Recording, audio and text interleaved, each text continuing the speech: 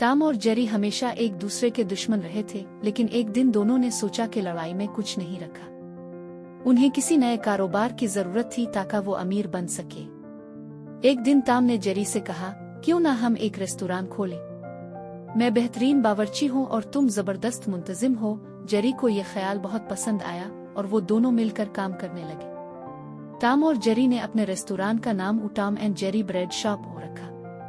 उनकी खास डिश गर्मा गर्म ताज़ा खस्ता रोटी थी, जिसकी खुशबू दूर दूर तक जाती थी। देखते ही देखते उनका कारोबार चमकने लगा। लोग दूर दूर से उनकी ब्रेड खाने आते और उनका रेस्तोरां दिन ब दिन मशहूर होता गया। ये देखकर जंगल में रहने वाली एक लोमड़ी बहुत जल गई।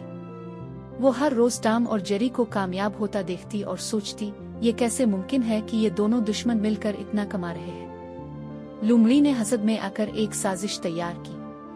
एक दिन वो टॉम के पास गई और कहने लगी, तुम्हें मालूम है जेरी तुम्हें धोखा दे रहा है। वो तुम्हारी मेहनत से ज्यादा कमाई कर रहा है।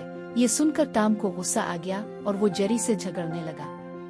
लोमड़ी ने दूसरी तरफ जेरी को जाकर कहा, तुम्हें मालूम है टॉम तुम्हारी पीठ पीछे तुम्हारी बुराइयां कर रहा है और ज्यादा पैसे अपने पास रख रहा है। जेरी भी गुस्से में आ गया। दोनों के दरमियान झगड़ा होने लगा और उनका रेस्तोरां बंद होने के करीब आ गया।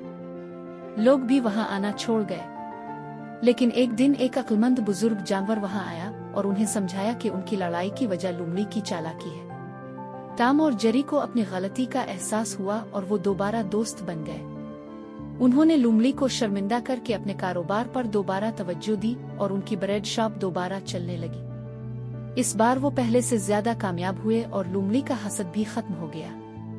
यूं टॉम और जेरी ने मिलकर न सिर्फ अपना रेस्तोरां बचा लिया, बल्कि वो अमीर भी बन गए।